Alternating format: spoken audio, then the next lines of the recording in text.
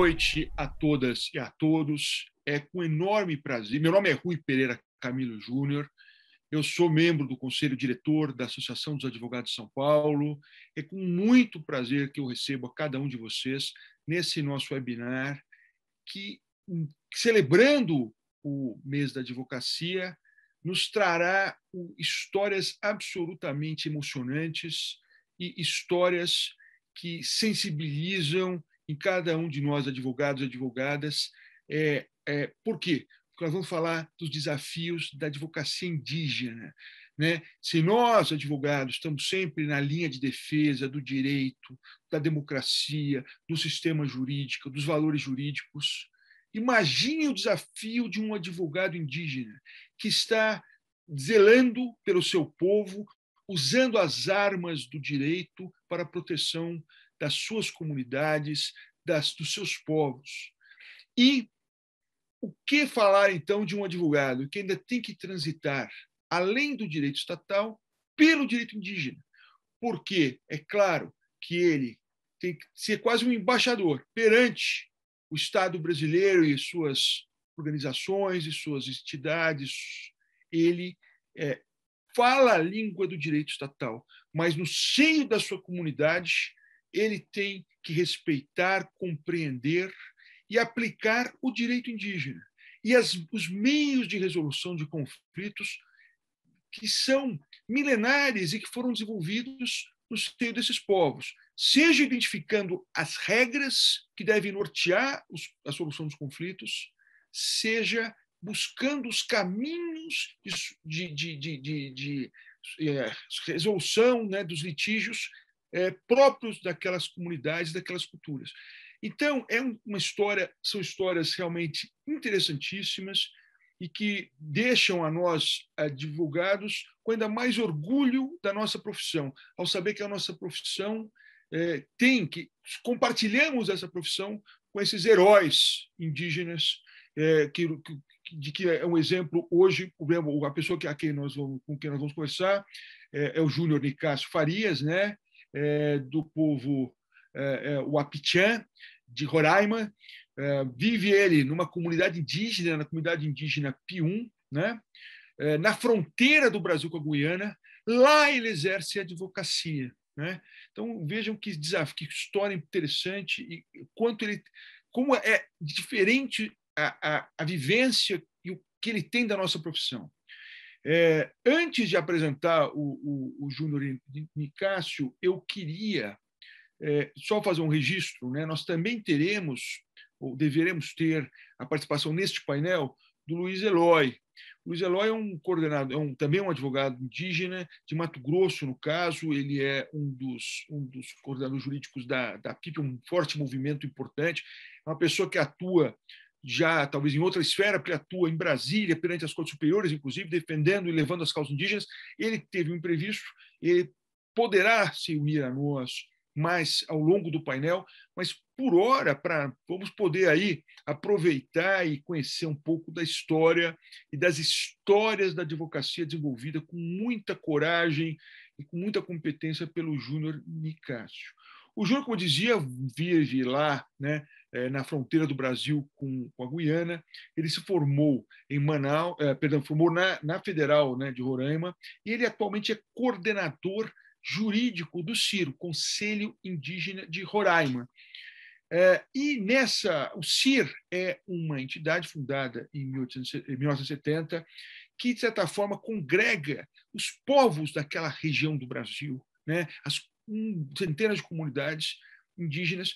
E nessa atuação no âmbito do CIR, ele acaba sendo também um líder, claro, que tem essa carga jurídica, mas é um líder que ajuda no enfrentamento não só das questões assim da sobrevivência dessa população, que é a questão chave da demarcação das terras indígenas. Esse foi, aliás, uma das bandeiras do CIR quando foi criado em 1970. Quer dizer, os indígenas se uniram para buscar e reivindicar a demarcação de suas terras, mas ele vai mais longe. Ele também tem que endereçar temas como de qualquer líder: o tema da educação, o tema do meio ambiente, os outros graves problemas sociais que se colocam para aquela população, para aquelas populações tão distantes na Amazônia. Antes de passar, ele é, como já disse, formado na Universidade Federal de Roraima, inscrito como advogado na OAB de Roraima. E antes de eu passar a palavra a ele, para que ele possa se apresentar, saudar e a gente começar o nosso bate-papo, porque aqui é um bate-papo mesmo que nós vamos fazer, porque ele tem muito a dizer. Mas eu queria só observar, fazer um comentário. Você sabe que houve gerações no Brasil que se preocupavam muito com a questão do Nordeste, né? Então nós tivemos muito pensamento, muito diálogo, muita reflexão sobre o Nordeste ao longo do século XX.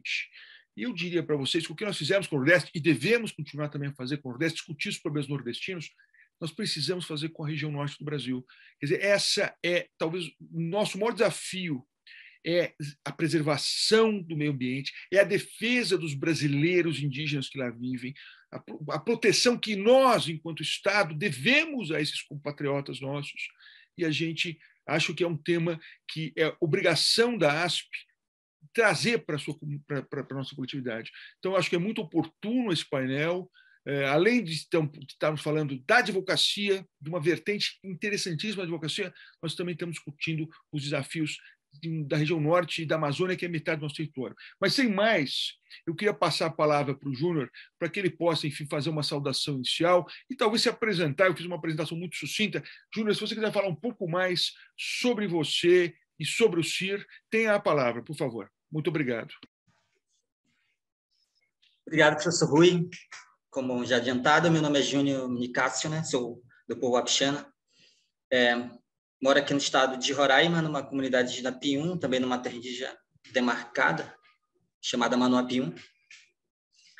Atualmente, sou coordenador do departamento jurídico do CI também, juntamente com o colega advogado, Dr. Ivo Makushi. Estamos à frente desse departamento, né? O CI é uma organização indígena que foi fundada na década de 70, né? Já estamos com quase 50 anos na defesa dos direitos e interesses dos povos indígenas, né? Como adiantado pelo professor, iniciamos ali com a luta pela demarcação dos territórios, ainda continua sendo uma das bandeiras de atuação do CI, né? Mas expandimos para outras áreas, né, que tanto é importante também quanto é o direito à terra, né? Que a gente teve uma mobilização muito forte de nossas lideranças de 70 a 80, né? A gente tem umas lideranças que atuaram também para que os dois artigos 231 e 232 na Constituição Federal pudessem realmente ser ali colocados como uma forma de direito dos povos indígenas. Eu me lembro de umas lideranças que foram para lá, o seu Clóvis, uma das lideranças de Roraima bastante atuante, né, seu Nelino, enfim, lideranças que foram lá, se mobilizaram na pré-constituinte de 86, 87, se mobilizaram, foram para lá. Muitos ainda não sabiam escrever ou ler, mas a sabedoria ali foi tão importante também quanto aquele que ia escrever. Então, a gente teve uma trajetória de lideranças que para garantir esse direito que é tão fundamental para nós, povos indígenas, atualmente. Então, outras áreas também, o CI atua, por exemplo, com relação ao meio ambiente, ao trabalho com mulheres, jovens, atuação na comunicação. Então, se tem várias outras atuações em várias frentes, né, para defesa de interesses dos povos indígenas. Júnior, uma pergunta. Quantos povos e quantas comunidades são defendidas e representadas pelo CIR?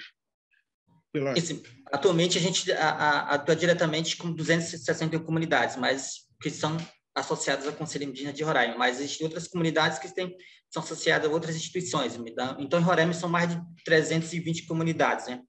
E são mais de 35 terras indígenas, né? Aqui em Roraima. Em 3 terras indígenas ainda não foram demarcadas, outras 32 já foram demarcadas, homologadas, mas 3 ainda não foram. Em Roraima são mais de 70 mil população indígena, entre a maioria os povos Makuxi, Yanomami e Wapixana, né? São povos que têm uma predominância maior. Outros são povos ainda aqui em Roraima, principalmente, né? Tem os Ingaricó, os Patamon, os Torepang, e outros povos ainda que resistiram. Por exemplo, Saparé é um povo que foi extinto, mas tem algumas pessoas ainda que aqui ainda moram nas comunidades indígenas. Então, essa atuação aqui no estado tem essa abrangência. E, Júnior, esses vários povos, as línguas são muito diferentes. Você consegue entender a língua de outros povos ou são línguas muito distintas? Sim, são línguas diferentes, são costumes diferentes, são crenças diferentes, são sistemas de organização também muitas vezes diferentes, né? Então, a gente tem e é um respeito, né, entre os povos aqui em Roraima, que antes não, até fazendo uma pequena aqui, um recorde de tempo, uma parte histórica, né? Por exemplo, nós, o Wapixana e Macuxi, há um tempo atrás, a gente não tinha uma boa relação, né? Mas com o fator, a luta pela demarcação dos territórios, nossos territórios estavam sendo tomados à força, né?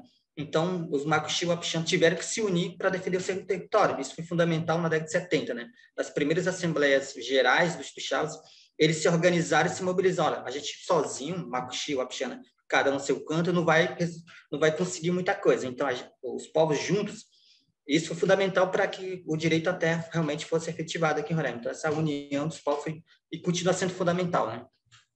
Agora eu queria ouvir falar, que você contasse um pouco para o nosso público sobre você. Quer dizer, você é um indígena que vive na terra indígena, formou-se advogado, atua, né, tem OAB, tanta gente aqui em São Paulo, demora anos para passar na OAB, você é um advogado inscrito na OAB do Roraima. Você foi alfabetizado em português e na língua Wapichan. Como é que foi a tua formação educacional, sua trajetória educacional até chegar à faculdade de Direito e ser advogado? Como é que foi essa sua história pessoal?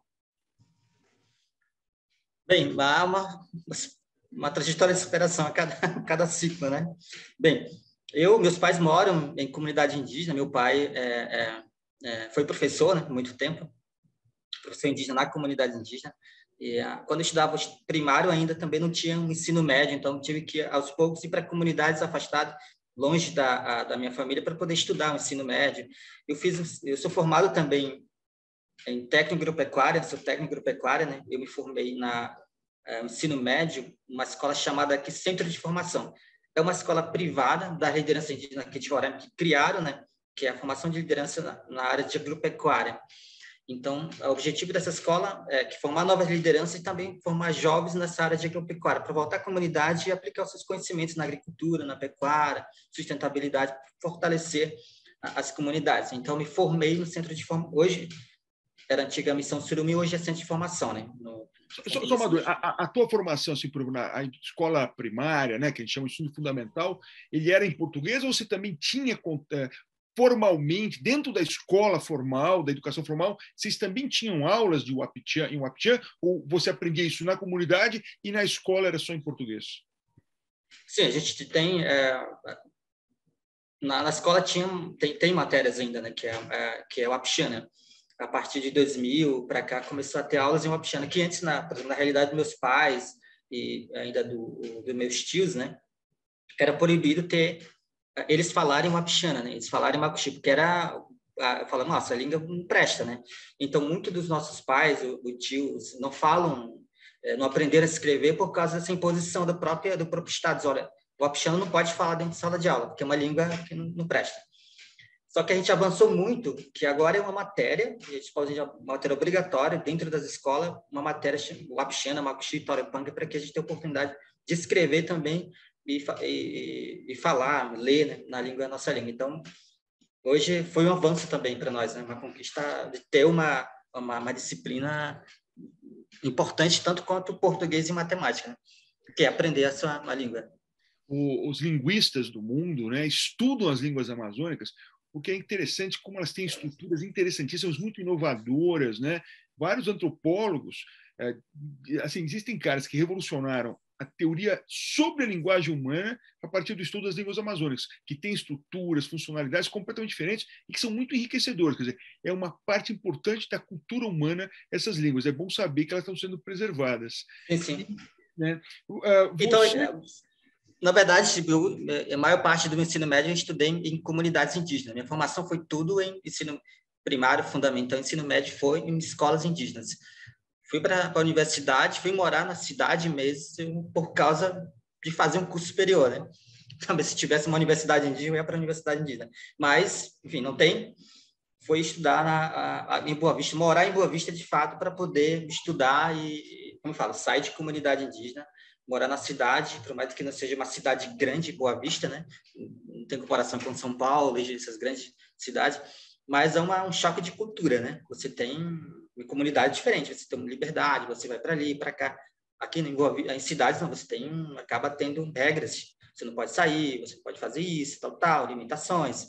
Então, a gente acaba tendo choque de cultura, né? Mas isso eu particularmente teve que conviver com isso e me adaptar a uma nova realidade para poder e concretizar o meu sonho, que era ser advogado. Então, um sonho mesmo para ser advogado, para passar por tudo isso no decorrer da minha formação, né? Então, foi uma superação. Lá em Boa Vista, imagina você saindo de uma terra indígena e morar em Boa Vista, que realmente, embora não seja São Paulo, é uma cidade grande, né?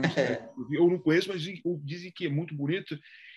Você estava sozinho ou tinha amigos também da comunidade wapitiana que estavam na mesma trajetória, vocês conseguiam, por assim dizer, compartilhar um pouco aquele momento? Ou você estava sozinho? Era você e Boa Vista ali, frente a frente. Como é que foi essa? Na verdade, assim, tipo, a base de formação mesmo tinha a base dos meus pais, né? Tipo, de apoio financeiro para poder também. E comecei a fazer pequenos trabalhos dentro do SIC, que é a organização indígena, né? Que é onde que já foi estagiário, trabalhei com a doutora Joênia, né? Que hoje é a deputada federal, foi estagiário dela, então, e acabei depois me passando na prova da OAB já efetivado mesmo para advogado, né? Então, já comecei a fazer pequenos estágios dentro da universidade mesmo, apenas no grupo tinha só eu como indígena, né? Assim, e conheci o doutor Ivo, que é um colega também, já atuando no departamento jurídico do CINA, que é um macuxi também que tem uma mesma trajetória de superação para se tornar um advogado. Então, hoje a gente acabou se conhecendo, né? Ele é macuxi wapichana, mas realidades bem parecidas de enfrentar a universidade, cidade, e hoje a gente está trabalhando em prol do nosso povo, né? Que é, além de macuxi wapichana, outros povos indígenas também. Bom, agora a gente até temos já 2 perguntas da plateia. Eu vou só fazer uma pergunta mais ampla para depois a gente entrar nas perguntas específicas que já foram encaminhadas pelo nosso público. Está sempre muito interessado no que você tem a dizer e no muito que você tem a dizer. É o seguinte: você se formou advogado, quer dizer, isso para todos nós, quando a gente se forma advogado, a gente olha para frente e fala: nossa, temos tanta coisa para fazer, tantas batalhas para entrar, e você estava ali, um advogado indígena. Como você enxergava o seu papel enquanto uma pessoa que tinha formação jurídica, que estava na linha de frente, na trincheira de defesa do seu povo? Quais foram assim as grandes brigas em que você falou: eu vou comprar essas brigas, eu vou defender meu povo por aí? Quais foram os grandes desafios seus enquanto advogado indígena na defesa do povo wapitiana e dos outros povos lá de Roraima? Então, um dos primeiros projetos que é um projeto que depois, até na academia, até me formar advogado, olha, a gente precisa, as comunidades indígenas também, elas precisam conhecer o seu direito, né? Conhecimento básico, né? Por exemplo, muitas pessoas não têm acesso até a Constituição Federal, né? Por exemplo, eu tenho que ensinar para as comunidades o artigo 231, 232, ou traduzir na língua wapixana, macuxi, mas também, olha, levar aquilo que eu me formei para as comunidades. Hoje a gente tem um programa Operadores de Direito pelo CINA. São 10 regiões aqui em Roraima se organizam, e cada região tem 10 lideranças indígenas, divididas entre mulheres e homens. Minha missão foi, olha, eu quero que a minha formação não fique só comigo, né? Eu quero que alguém, mesmo seja advogado, mas seja uma liderança indígena, que possa me ajudar também a levar informações para o MPF, por instituições do Poder Judiciário, do governo. Então, nossa missão aqui também é levar informações básicas sobre direito para a liderança indígena e também instrumentá-las para qualquer denúncia, defesa de direitos. Hoje a gente tem um trabalho com eles, né? Então, minha missão foi, além de atuar em situações de litígio não administrativo, mas também fortalecer as comunidades nessa área de direito, né? Falar sobre direito numa comunidade indígena, numa linguagem acessível para eles. Falar, olha, tem o artigo 231, tem a Constituição Federal, tem a Convenção 69 da OIT, que é tão importante para nós. As comunidades precisam ter esse conhecimento e poder também cobrar, né? Então, nossa missão é isso, de compartilhar conhecimentos para a base, né? Você leva a bandeira da Constituição e do Estado de Direito, traz a lei que o povo precisa da lei e que o Estado muitas vezes está ausente. É isso? Então, eu até vou fazer aqui, começar algumas perguntas que o nosso público está. A primeira coisa, do Dr. Cláudio Renó elogia, né, a aula que você vem dando. Ele até perguntou, né, se você disse que cada povo fala uma língua diferente, você já respondeu. né? São várias comunidades. Ele até vou fazer a pergunta específica dele. Ele falou o seguinte, ele viu pelo site do CIR que existem 10 etnias em Roraima: Macuxi, Wapichana, Ingaricó, Patamona, Sapará, Taurepang, Waiwai, Yanomami e Igaricó. Irititi.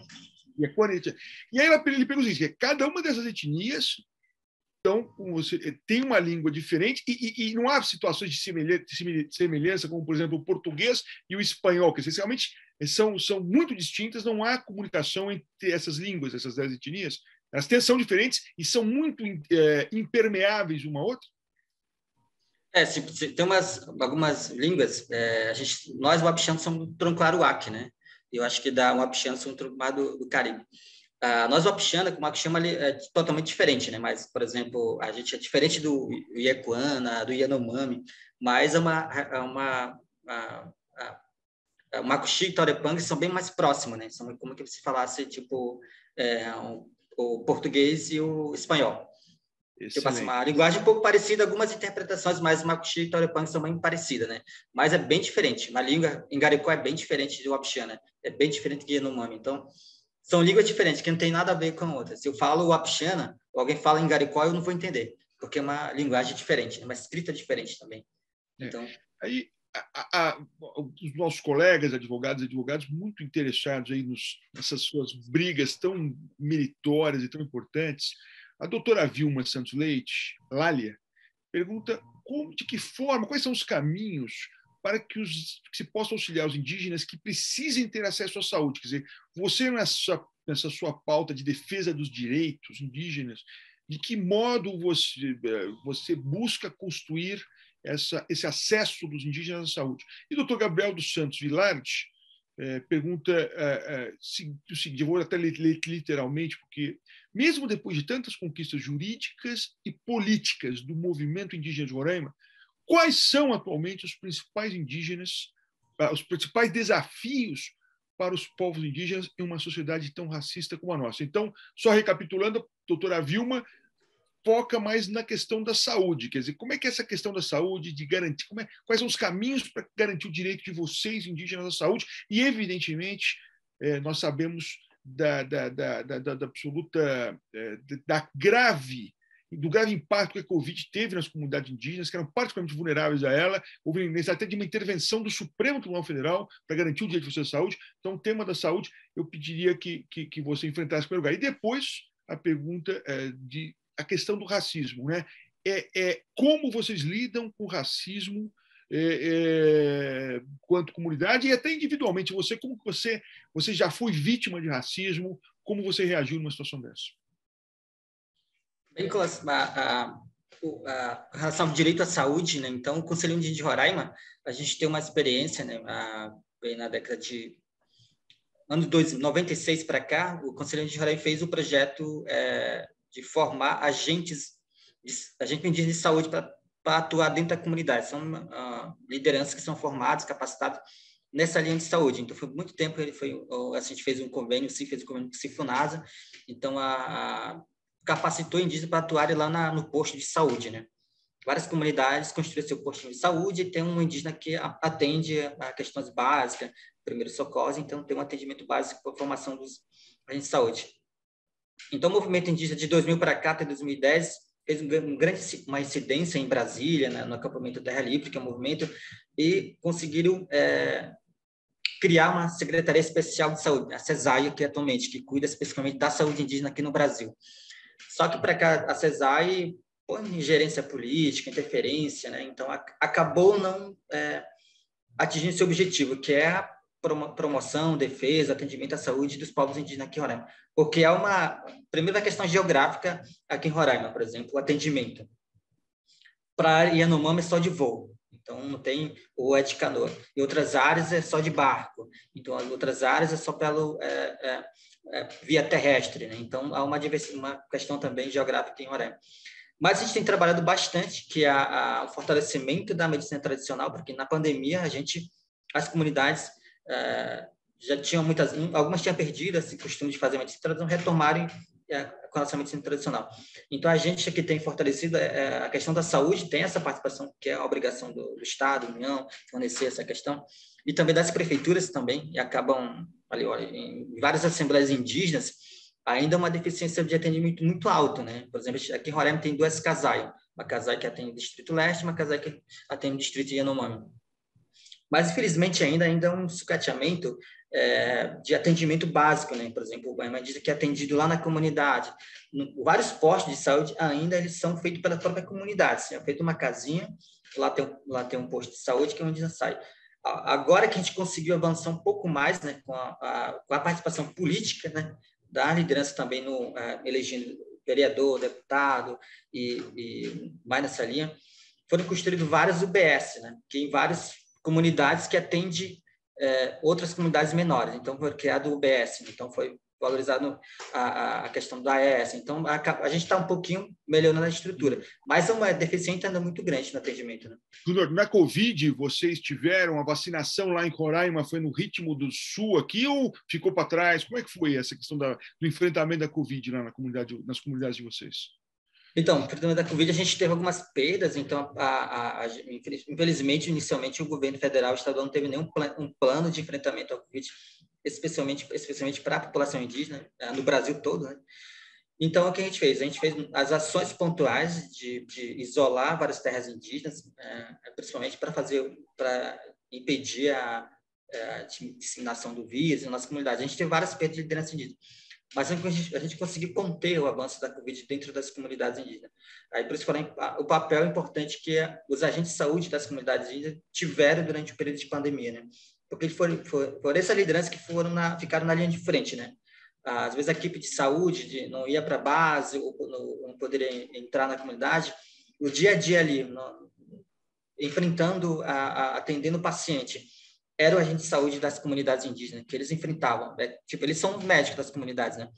Então, por isso que a gente valoriza muito esse atendimento. Hoje avançou muito, hoje tem também enfermeiros indígenas, hoje tem também médicos indígenas, como eu falei. Esse processo agora de formação tem vários indígenas também que são médicos, né? Que também ajudam o seu povo, são enfermeiros, né?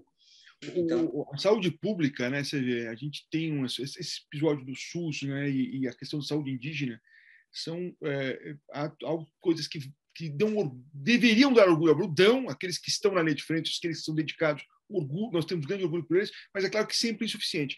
Só quero registrar que mesmo nos Estados Unidos, o impacto da Covid nas comunidades indígenas foi brutal, né? A quantidade de mortos nos estados do sudoeste americano, por a falta justamente, também lá, um país tão rico, lá também não houve uma prioridade do Estado no enfrentamento da Covid nas comunidades indígenas, que têm até, muitas vezes, uma maior suscetibilidade a complicações. Eu só queria fazer, antes de seguir para uma outra pergunta, o doutor Cláudio, que fez aquela pergunta das línguas, ele registra que tem formação, inclusive, em antropologia, em ciências sociais, faz doutorado na USP, onde eu também tenho a honra de ser professor, e ele foi aluno da professora Manuela da Cunha, né? Que é uma historiadora que tem um livro maravilhoso da história dos índios no Brasil e que é uma defensora, embora não seja, não creio que tenha formação jurídica, mas é uma grande defensora dos direitos indígenas e foi uma das principais artífices do capítulo dos direitos indígenas na Constituição de 88. O Chile, agora, na sua nova Constituição, que não se sabe se será ou não aprovada nos próximos dias, também trouxe, né, para o ser constitucional a questão dos direitos indígenas. Nós fizemos isso lá em 88 e isso é algo que, com certeza, permite a você, enquanto advogado indígena, dar mais força ao seu trabalho de defesa dos direitos da sua comunidade. Mas falando um pouco também dos direitos indígenas e da batalha jurídica e judicial dos direitos indígenas, o Brasil inteiro acompanhou, né, há alguns anos, a decisão histórica do Supremo Tribunal Federal na questão da demarcação lá da reserva Raposa Serra do Sol. Foi uma decisão importante. Havia ali uma visão, uma coisa muito interessante que eu acho que foi decisiva. O Supremo Tribunal, quando defende a terra indígena, defende o cidadão brasileiro. Vocês são cidadãos brasileiros como nós somos. E diz, eu me lembro que lendo esses acórdãos lá da Raposa Serra do Sol, o Supremo dizia: a Roraima só é brasileiro graças aos indígenas, porque quando o Brasil, né, no Tratado de Madrid, em 1750, veio reivindicar aquelas regiões. E quando o Brasil, no seu conflito de fronteira com a Guiana, com a mediação do Barão do Rio Branco, veio também dizer que aquela área é brasileira, o que ela dizia? Essa área é brasileira porque está ocupada por brasileiro. As comunidades indígenas que lá estão são brasileiras. Então, Roraima é brasileira graças a vocês, que são brasileiros. Então, cabe à República e cabe ao Supremo zelar pelos direitos de vocês, zelar pela terra de vocês. O Supremo teve essa percepção e assegurou, né, nesse processo importante, o direito de vocês àquela reserva. Agora, nós temos vivemos um outro momento, um momento em que se discute a questão do marco temporal, né? Como que o Supremo está, essa é uma decisão que não está pautada, mas aguarda-se que seja tomada em breve, essa discussão de como se interpretar a Constituição no que diz respeito à obrigação do Estado de demarcação de terras indígenas, que nós devemos considerar o que quer dizer terras tradicionalmente ocupadas. São as terras que estavam efetivamente ocupadas pelas comunidades no dia 5 de outubro de 1988, ou são aquelas terras que sempre estiveram, né, e continuamente sob ocupação indígena. Eu queria que você conversasse um pouco, explicasse um pouco. Muitos dos nossos colegas que estão nos ouvindo são advogados, mas talvez não conheçam a peculiaridade dessa discussão que está tendo a ver no Supremo. Eu gostaria que você explicasse um pouco melhor isso e quais são os argumentos das comunidades indígenas em defesa de uma interpretação que preserve a efetividade da proteção constitucional às terras de vocês. Bem, enfim, no caso Raposa Serra do Sol foi demarcado, homologado, né? Foi eleito o caso, foi até levado à Suprema Corte. Teve uma atuação importantíssima do departamento jurídico, na época, pela advogada doutora Joênia, né, que fez uma sustentação oral lá da Raposa Serra do Sol, dizendo que é constitucional, né, que a outra parte dizia que tinha que ser demarcado em ilhas, em blocos, né, afastando algumas áreas que tinham sido ficado de fora. Mas hoje a demarcação a homologação foi importante para garantir a segurança das comunidades indígenas, lá em Roraima, principalmente a Raposa Serra do Sol, como em outras áreas, garantir a segurança jurídica também, mas garantir que nós, povos indígenas, possam viver com segurança, né, e do jeito que as comunidades entenderem que é importante, né, para a sustentabilidade, educação, saúde, segurança. Sei que a demarcação Raposa Serra do Sol, até cerca de 2009, 2010, foram mais de 35 anos de muita movimentação das comunidades indígenas. Não foi fácil, né, com a demarcação do território, mas isso foi uma demarcação que trouxe mais tranquilidade para os povos indígenas. Hoje, a Raposa Serra do Sol, uma das produtoras de gado, tem um sistema de organização fortalecido, né, dentro das comunidades indígenas, um sistema de organização que cada vez se fortalecendo. Hoje não tem mais aquela questão de invasão do território, né? Por exemplo, só na Raposa Serra do Sol, de 70 para 2012, antes da decisão do STF, foram mais de 21 lideranças que foram assassinadas lutando pela demarcação do território. Dessas 21, nenhum foi, né, crime apurado, ninguém foi responsabilizado, tudo ficou impune, né? Várias casas foram queimadas, enfim. A escola onde eu estudava, uma escola indígena, ela foi queimada por um grupo de executores, né? Então, queimou tudo a nossa escola. Então, vários casos de violação de direitos humanos aconteceram, mas hoje a gente está trabalhando isso, as comunidades têm várias atividades na área agropecuária. Então, a demarcação da Raposa Serra do Sol foi constitucional, mas também garantiu para nós a nossa segurança, né? Mas essa questão do marco temporal, quer dizer, impacta mais outras regiões do Brasil. Roraima, como essa questão já foi demarcada, você acha que o impacto, se houver uma decisão do Supremo limitando as terras indígenas, aquelas que estivessem com ocupação efetiva em 5 de outubro de 88, isso afeta terras lá? Vocês têm esse levantamento? Sim. Sim, a questão da tese do marco temporal, né? Nós, principalmente o CIP e outras organizações indígenas, a PIB, COIAB, defende primeiro que a tese do marco temporal ela define o marco, que a partir de agora, uma presença física de 88, a gente tem o direito ao território. Que isso vai contra o que a própria Constituição fala, no artigo 231, que é o direito originário ao território, é o direito constitucional à terra. Então, no próprio texto da Constituição não fala que a gente tem um limite ao tempo, que a partir de agora, povos indígenas têm o direito, não. A Constituição não fala isso, né? Pelo contrário, eu acho que a gente sempre fala que é inconstitucional porque é contra a Constituição Federal, né? O direito originário, a forma tradicional das comunidades ocupadas. E também porque a tese do marco temporal, ela automaticamente ela apaga toda a história de violação de direitos que as comunidades foram vítimas, né? Durante todo o processo histórico. Tem comunidades, por exemplo, a minha terra indígena foi demarcada em 80. Por exemplo, várias populações indígenas foram transferidas, removidas do seu território tradicional para outras áreas, que por causa de ocupações do seu território. E outras populações começaram a retomar, né? Dizer Sim. que a gente tem o direito a partir de 88 é como se toda violação de direito, todas aquelas remoções violentas que aconteceram com as populações indígenas, que é o que se discute lá que está no STF, né, que o STF declarou como caso de repercussão geral, né, que discute o caso, principalmente do caso do Xoclém, em Santa Catarina. O povo Xoclém foi bastante afetado por esse tipo de violação de direitos, né, que foram transferidos do seu território, depois foram retomados. Então, por isso que a gente fala que, olha, isso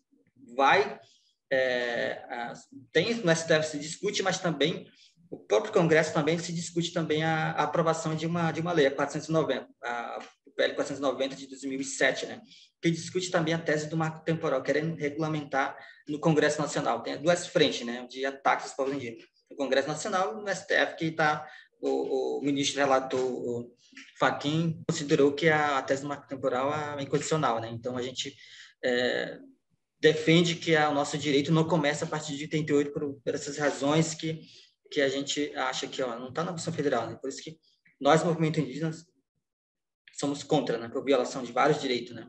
O direito à terra, que é o direito fundamental também. Então, a terra é tudo, né? A terra que não tem chão, não tem nada. Mas eu queria fazer algumas...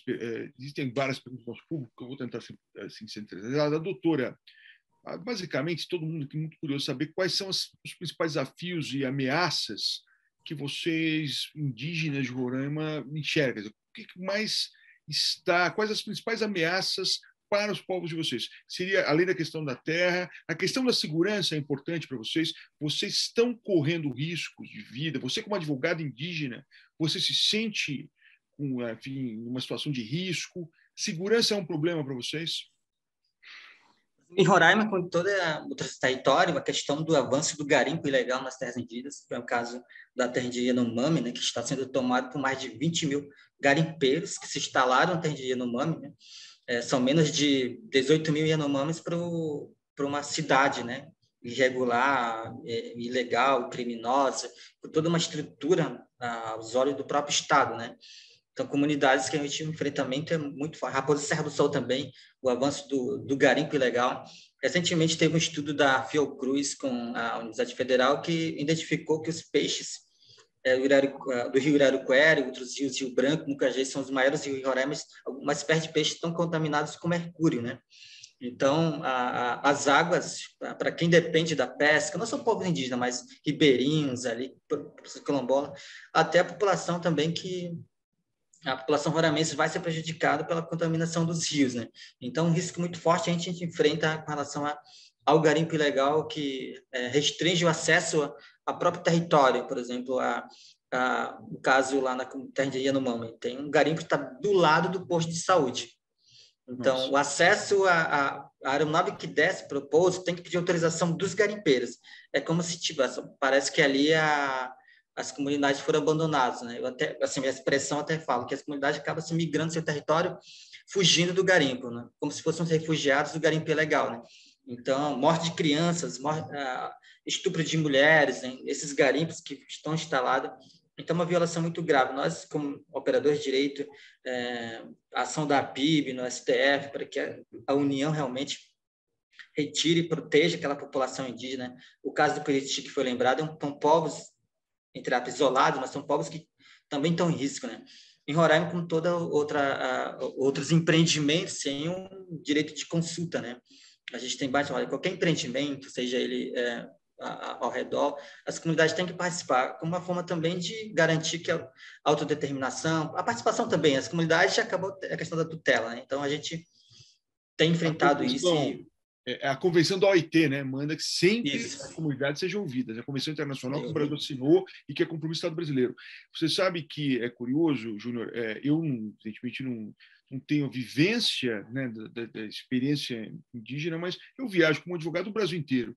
E uma coisa que eu constatei em fato, e depois eu li e confirmei, as áreas indígenas são as áreas protegidas ambientalmente. Quer dizer, as nossas terras preservadas no Brasil são as terras indígenas, porque vocês não só vocês têm o amor pela terra e vocês preservam a natureza num padrão que o fazendeiro não faz. Né?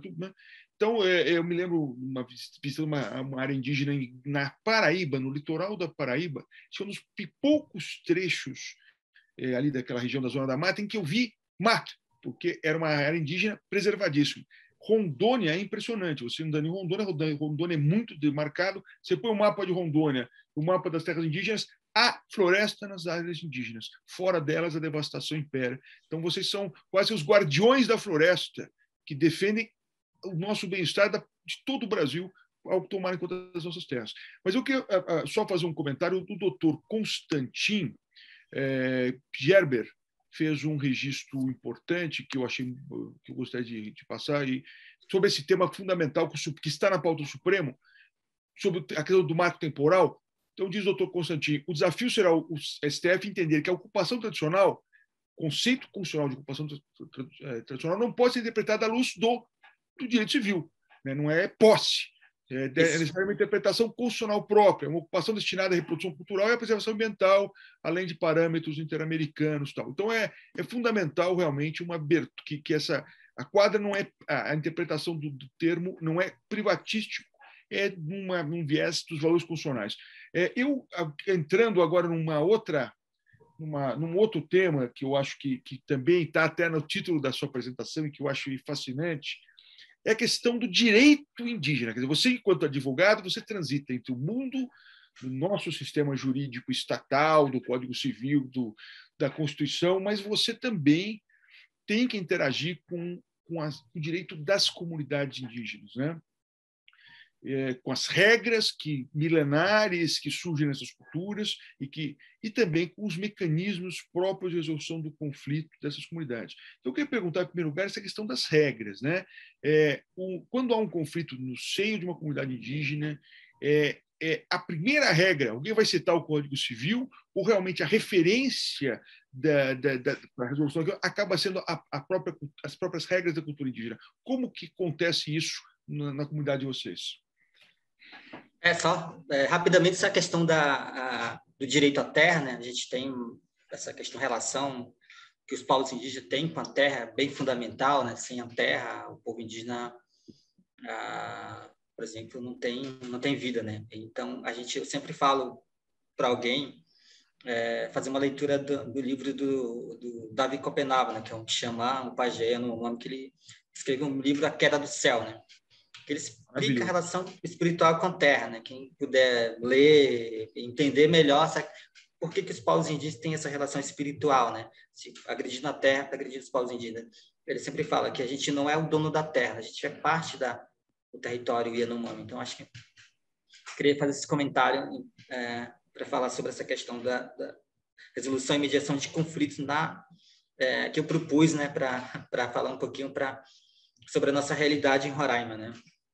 Como eu falei, em Roraima, a gente temos quase 9 povos, são mais de 350 comunidades. A gente tem um sistema de organização, né? E em Roraima, por exemplo, são 10 etno-regiões. Cada etno-região tem um coordenador regional, que coordena um grupo de tuxaus, esses tuxaus que são responsáveis pelas comunidades indígenas aqui. Anualmente, eles têm explica só, o Pichaua seria o que a gente chama aqui para o sul de cacique, né? O cacique. O tuxau é o cacique para algumas regiões. Então, cada comunidade tem um sistema próprio de organização interna, né? E desde a primeira assembleia da década de 70 para cá, os tuxaus se encontram anualmente, né? Uma assembleia geral para avaliar até essas próprias regras internas do sistema de organização, para também falar sobre outras incidências para fora. Mas em Roraima, a gente tem 2 casos importantes, né? Por exemplo, o caso Basílio, né? Que vocês podem pesquisar, de um indígena que assassinou outro parente. O Basílio era na época era Tuxal, em 86, ele matou um jovem nessa comunidade, né? Então, a comunidade de Maturuca foi lá e puniu essas regras, imediatamente. Organizou, o conselho de liderança reuniu, depois chamou a comunidade, que é tipo uma instância, né? O Macuxi tem um sistema de organização diferente dos Macuxi do Ingaricó. Tem o Tuxal com seus conselheiros e tem a base lá, a instância maior, como se fosse o STF, a Assembleia Comunitária, que define ou não, ou desaprova as deliberações feitas pelo Conselho de Liderança. Então, a comunidade de Maturuca puniu o seu próprio Tuxaua, né, porque ele cometeu esse crime, uma pena mais de 20 anos. Inclusive, foi cumprir a pena ou fora de sua comunidade. Entre 5 a 6 anos. Ele ficou preso, isso que eu entendi. A pena de 20 anos é como se fosse uma prisão, é isso? Não, ele ficou, por exemplo, ele foi penalizado, ele teve que fazer uns trabalhos na comunidade, só que ele foi cumprir a pena para outra comunidade indígena, bem afastado. Entendi. 5 anos ele não falou com os filhos nem com a esposa. Ele ficou com uma comunidade chamada Piolho, bem distante, né? Ele ficou lá. Mas a cada ano a comunidade avaliava o comportamento dessa liderança, porque ele era uma liderança, né? Inclusive bem forte na própria comunidade. Em 86 para 2000, 92, por aí começou alguém denunciou. Em 2000, fazendo já sem entrar em detalhes, em 2000 teve o júri na federal, né? Do júri do Basílio. Ele foi punido em 86 e só em 2000 que o júri se reuniu para julgar o fato. Para julgar ele, para julgar o fato, né?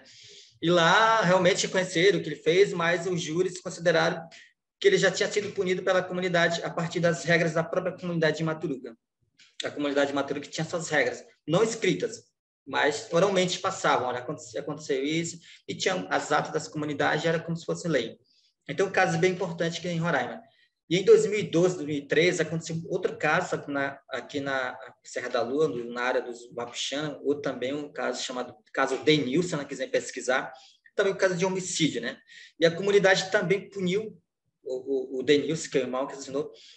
Na primeira instância, o Ministério Público acusou, fez todo aquele processo, né, legislação, acusou, e o juiz, na primeira instância, na comarca, tal, e falou que não podia julgar, tal, e foi parar na segunda instância, beleza?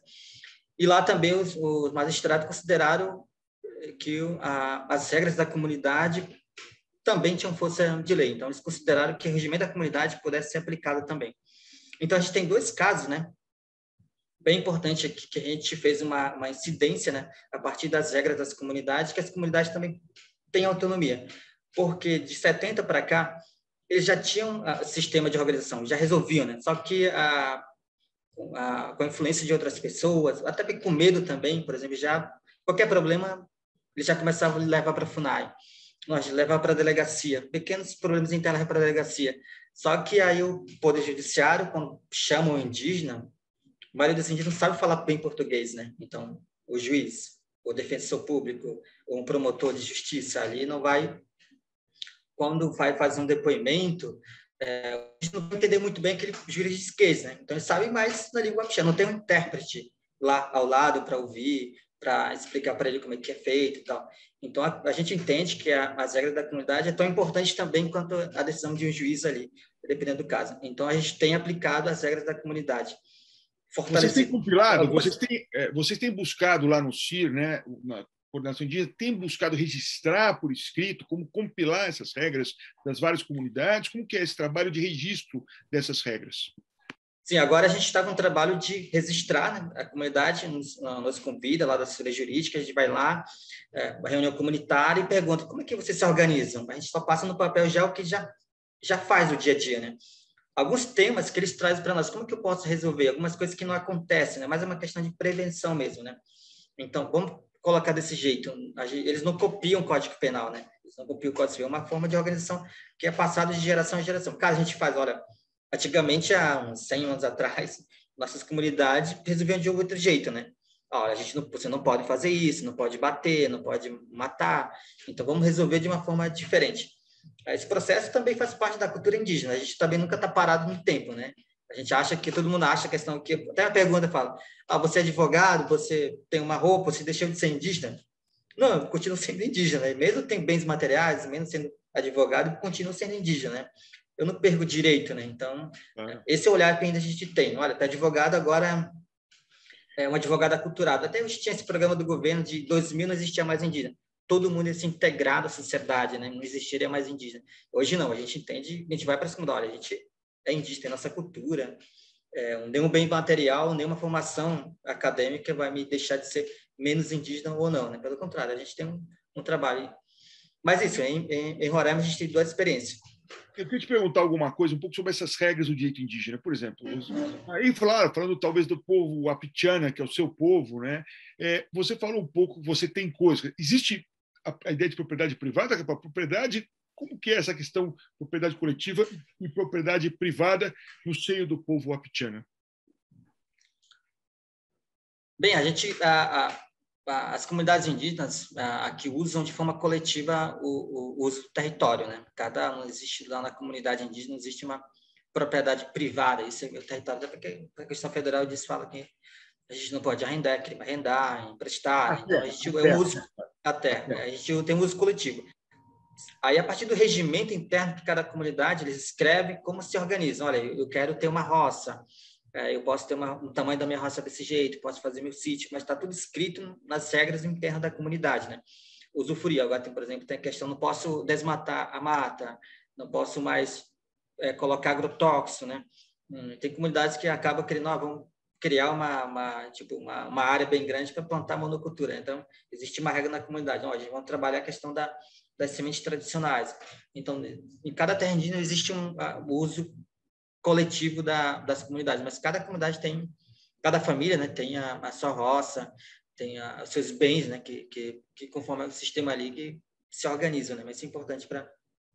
E a família? Você está falando muito da família, quer dizer, as famílias dentro de uma... Claro, a propriedade até constitucionalmente ela é coletiva, a propriedade da terra, imagino que haja alguma visão de propriedade privada daqueles bens móveis de consumo pessoal, mas você falou muito da família, que a família é a grande unidade de produção, os familiares trabalham um ao lado do outro nessas roças, é assim que funciona?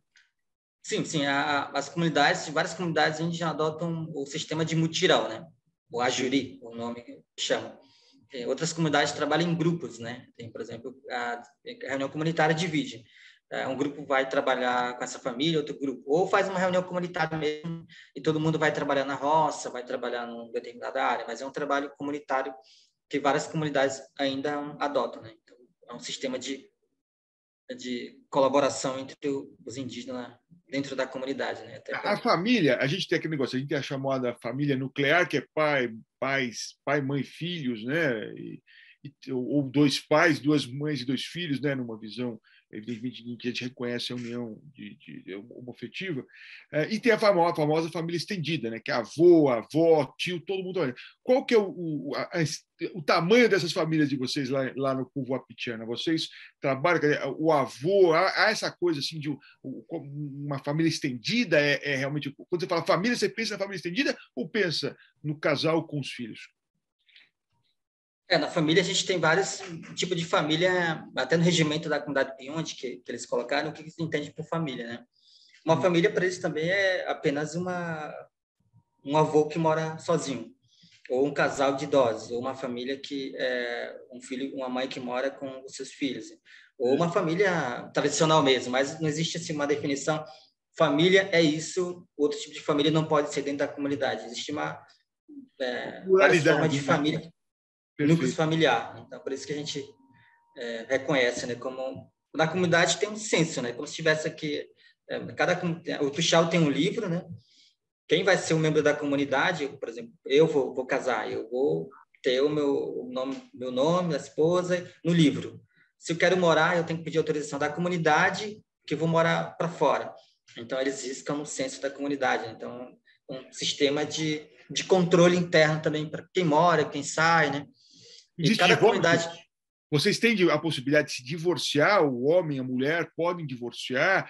Isso é uma coisa que exige um motivo, uma decisão da comunidade? Ou a pessoa vai embora? Assim, como é que é essa questão da ruptura dessas famílias ou dessas uniões? Na sua, claro, então, sendo nos Wapitiana, que eu imagino que cada povo possa, cada povo tem a sua regra. Cada povo tem pensando no Wapitiana. O Wapitiana agora, a gente através dos regimentos da própria comunidade, né, por exemplo, há uma separação. Claro que a família, o pai ou a mãe, né, pode pedir uma pensão, enfim. Mas a gente sempre basta o tuxar, o regimento pode fazer um acordo ali extrajudicial, né? Dizer, olha, o indígena não tem salário, né? Não tem um funcionário público. Mas pode fazer um acordo e dizer, olha, eu posso mensalmente dar assistência à questão de alimentação, recurso mesmo financeiro, caçar, pescar, fazer roça, assinado no termo para garantir que não falte o atendimento à criança. Então, a gente tem incentivado muito, até que nós, como advogados, olha, você vai para o judiciário. Você tem todo o direito, sim, não tem nenhum problema, mas se feita uma composição ali na própria comunidade, a partir das regras da comunidade, respeitando também o direito da criança, respeitando o direito da mulher, quem vai fazer esse tipo de acordo, né? A gente tem incentivado isso. E isso tem dado certo. Por exemplo, tem muito indígena que às vezes vai para a cadeia por causa de um atraso da pensão, né? Então, a gente tem incentivado muito isso. Olha, tem obrigação como pai, obrigação como mãe da assistência à criança. Então, esse conselho de liderança sempre acompanha, né? Para que não há nenhuma desassistência para as crianças quando houver separação, né? Então, o povo wapichana é o que mais sofisticou. Só uma pergunta até do processo civil wapichana. Quer dizer, se existe uma situação, por exemplo, porque deu exemplo, houve uma ruptura, né, e a mulher pretende uma pensão, né, natura que seja, então ela se dirige ao pichau, como que normalmente se encaminham essas questões? Ela deve procurar a sua liderança, o seu pichau, o seu cacique, e ele é que, de certa forma, organiza esse processo de decisão sobre se aquilo é devido e como que seria exercido aquele direito? Como que é isso? Lá os wapichana, principalmente na comunidade de Pinhão, eles têm o tuxau, que é a pessoa representante dentro da comunidade fora, né? Participa de reuniões.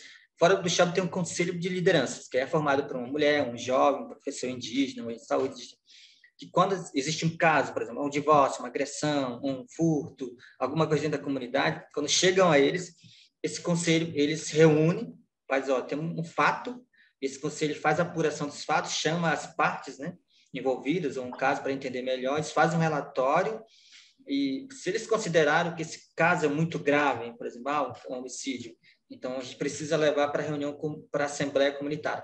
Mas se é um caso que o conselho mesmo pode resolver, eles fazem um relatório, aí entra a questão dos operadores de direito, né, para tentar resolver internamente, mas esse caso, ele é informado à reunião comunitária. Por exemplo, aconteceu um caso de furto, a comunidade resolveu o problema, o conselho resolveu o problema, ele vai fazer a limpeza no malacão comunitário em 2 meses. Aí o sinal, quem acompanha ele é o tuxau, mas na reunião comunitária ele é apresentado, né? Olha, o fulano de tal, ele está 2 meses, vai limpar o malacão comunitário. Então, na regra, cada dia ele tem uma frequência, né?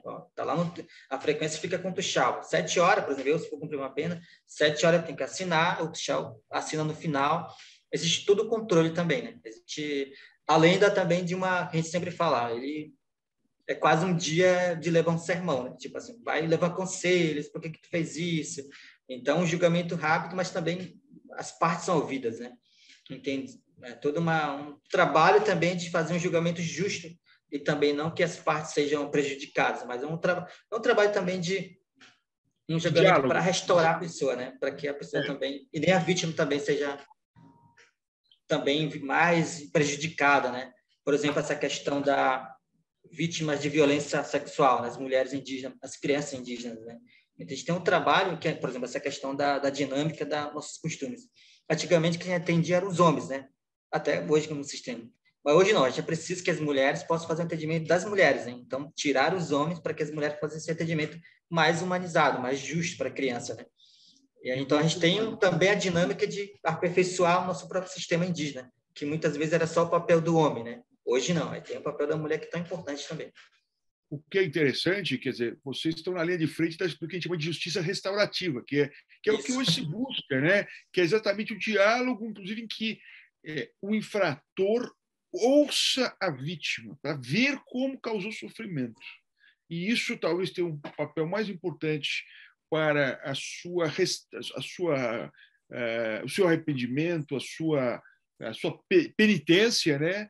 Do que a mera sanção, né? Então, vocês estão na linha de frente, nós temos que aprender sempre muito com vocês. Vocês têm uma justiça democrática, porque, de certa forma, as grandes decisões competem à Assembleia, e vocês têm uma justiça que está na linha de frente justamente da solução efetiva do conflito, né? Com a tentativa de fazer uma parte compreender um pouco o sofrimento da outra. Fantástico. E é só um comentário, até a doutora Vilma, até antes, voltamos depois, doutora, mas só para não esquecer, a doutora Vilma Santos Leite Lalia, que tem sempre questionado e perguntado sobre a questão fundamental da saúde dos povos indígenas, que é básico, né? Primeiro, ela elogia a você, doutor Júnior, por defender os direitos das comunidades de Roraima, e ela faz uma pergunta. Ela gostaria de obter maiores informações, contatos, sobre as ações de atendimento médico em hospitais indígenas, especialmente no estado de Mato Grosso. Ela pergunta, inclusive, se vocês têm, por exemplo, às vezes, ido ao judiciário para garantir o direito de vocês indígenas à prestação pelo Estado do serviço de saúde. Como é que é essa questão voltando ao tema da saúde indígena, vocês judicializam essas questões? Tem sido necessário isso? Em Roraima a gente não tem feito ações na justiça para que tenha feito atendimento. A gente tem mais procurado a prefeitura para que cumpra essa obrigação, né? Tem algumas prefeituras que são prefeitos indígenas, né? Procurado que eles possam realmente fazer atendimento. E dentro do Distrito Leste também, fazer as reuniões antes de levar a justiça. Em alguns casos, tem que ter levado para representar o MPF, né? Para que o MPF faça alguma medida. Mas em Roraima, principalmente, não tem nenhum caso judicializado para a questão de remédios, né? Então, a gente fez mais incidência de fazer cartas, documentos para dizer, olha, que o atendimento está precário. Então, é uma atuação que em Roraima a gente tem feito isso, né? E tem surtido alguns efeitos, né? E doutor Júnior, uma coisa, Sérgio, nós aqui ficamos, como lhe disse, admirados do seu trabalho como advogado na linha de frente, né, desses povos, fazendo essa interlocução com o Estado brasileiro e com a própria cultura indígena. Agora, claro que eu percebo que você acaba tendo uma certa liderança, né, dentro da sua comunidade. Os meninos e meninas da sua comunidade, da sua terra, o senhor vê ali, quando está ali atuando, o senhor vê neles o sonho de ser advogado e advogada, seguindo os seus passos? Ou isso não é algo que seja assim, algo que desperte interesse entre essas crianças? Elas querem continuar na sua comunidade, não querem ter esse desafio de ter que ir para Boa Vista estudar, ou ter que interagir com o Estado? As crianças sonham em ser advogadas e advogados na sua comunidade? Assim, para mim, eu falei nisso, ser advogado era um sonho tão distante, né? Ser advogado, primeiro passar 5 anos na universidade, estudar porque a gente veio de uma educação básica, né? Então a gente não tem toda uma estrutura, algumas matérias, por exemplo, na comunidade eu não estudei, sociologia, filosofia, algumas disciplinas que na minha época, né, que eu estudava, hoje parece que deve ter, que eu não estudava algumas matérias, né, que eu tive que me adaptar e aprender durante o período de academia. Então eu sempre falo, acho que um sonho que parecia impossível, que por insistência minha, eu acho que sempre passa essa mensagem, né, que ser advogado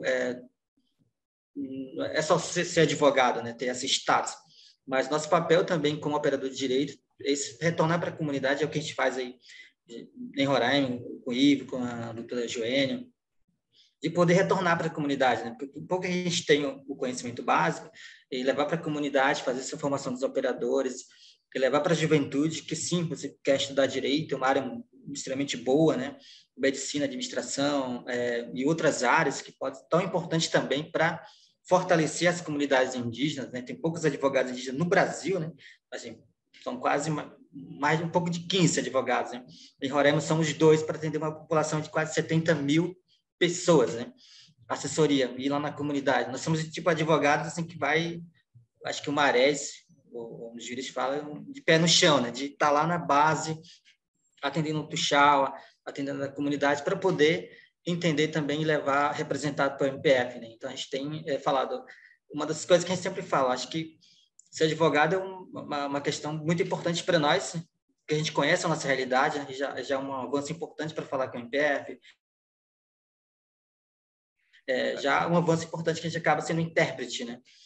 Mas também a gente sempre fala, acho que mais que isso, defender direitos é o que a gente tem no nosso programa, qualquer cidadão tem a obrigação de fazer, né? E por isso que a gente leva esse programa de direito para dizer, olha, mesmo que a gente não seja advogados, a gente tem um papel importante no controle da nossa comunidade, de denunciar, de reivindicar, que os nossos direitos não possam ser realmente engolidos aí pelo sistema. Por isso que a gente fala, né? Acho que defender direitos é importante ser advogado, mas também o cidadão indígena também tem um papel importante. E muitos jovens, enfim, têm esse sonho, né? Acho que quando a gente vai nas comunidades, a gente fala e a gente tem uma... Hoje eu falei, a juventude de Roraima tem não só advogado, tem muitos, já são médicos, tem outras formações. Acho bem interessante, né? Então, para mim, a gente quer deixar uma história para a geração, isso que é possível, Claro. né? Que... Um modelo, né? Eu acho que toda comunidade, caminho para exato, todas as comunidades, sobretudo aquelas que são mais ameaçadas e desafiadas pelas violências, pelas omissões do Estado, elas precisam de lideranças, mas elas precisam de modelos. Aquela pessoa em quem o jovem e a jovem, a criança, possa mirar e falar, eu quero ser assim um dia, né? Que seja o seu exemplo seguido por muitos, né? Eu acho que já está caminhando para o fim. Antes de passar a palavra para a sua despedida, para a sua manifestação final, eu queria só externar a minha honra de estar aqui batendo esse papo. Absolutamente. Tentei ser apenas um porta-voz do público que nos acompanha, que com certeza também está fascinado com a forma e os desafios da sua advocacia, porque cada um de nós é advogado, é advogada, mas cada um de nós tem os seus desafios e o seu é algo tão assim diferente do nosso, né? O senhor está na linha de frente realmente da defesa da Constituição e dos direitos daqueles cidadãos brasileiros que vivem nessas terras indígenas. E eu sempre digo, a advocacia, na sua essência, é uma profissão heróica, né? É a única profissão que o Estado, que a Constituição diz que é essencial para a administração da justiça. Você mostra a essencialidade do advogado nesse contexto da defesa dos direitos indígenas. Eu queria agradecer muito a você pela aula, né? Uma das pessoas que me mandou perguntas, disse obrigado pela aula. Foi uma grande aula que você nos dá a todos de como é rica a advocacia em valores. E eu queria pedir a você, então, passar a sua palavra. Eu peço desculpas a todos, porque o Dr. Luiz Eloy, de fato, não conseguiu entrar. Nós não hesitaremos em marcar um outro dia, em outro evento na ASP, para que ele possa contar um pouco da sua experiência num nível de advocacia que ele atua mais perante até tribunais superiores, e lá em Mato Grosso, uma realidade diferente, com outros desafios tão sérios quanto os de Roraima do Dr. Júnior. Mas eu queria passar a palavra a você, Júnior, mais uma vez com o meu agradecimento pessoal e o agradecimento da ASP por essas lições com que você nos inspira hoje, nesse final de agosto, nesse final do mês da advocacia. Por favor, as suas palavras para as considerações finais. Bem, professor Rui, primeiro agradecer o convite em nome do Conselho Indígena de Roraima, né? Acho que é o mês da advocacia, e nós, advogados indígenas, temos uma missão importante também, por ser indígena, né? Defender os direitos do nosso povo, defender os direitos ali que tanto no âmbito do Supremo Tribunal Federal, que já tem advogados indígenas atuando, do Eloy, outros colegas, do Tuívo, enfim, pessoal que atua na Amazônia, né? Dentro do Acre, né? Que tem atuado bastante na defesa coletiva dos direitos dos povos indígenas. É um desafio enorme todo dia, né, que a gente fala.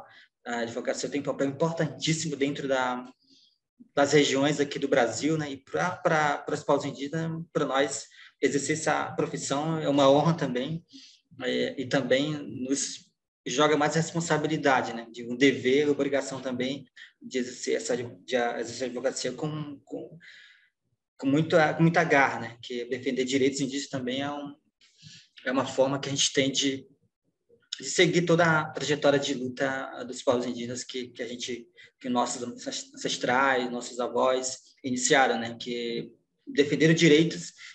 Eles sempre falam, quando a gente ia para uma assembleia defender direitos, a gente levava só uma caneta que um padre dava para eles, mas ninguém sabia ler e nem escrever, né? Então, apenas um papel na mão, mas ninguém sabia escrever. Mas hoje a gente tem essa oportunidade, né, que nossos pais não tiveram, de entrar numa escola, muitas vezes eram impedidos de falar a língua wapixana. Hoje tem pouco avanço na educação escolar indígena, então a gente quer aproveitar essa oportunidade, mas também não ser o único advogado indígena. Tem a nova geração que vem aí também para assumir essa responsabilidade, né?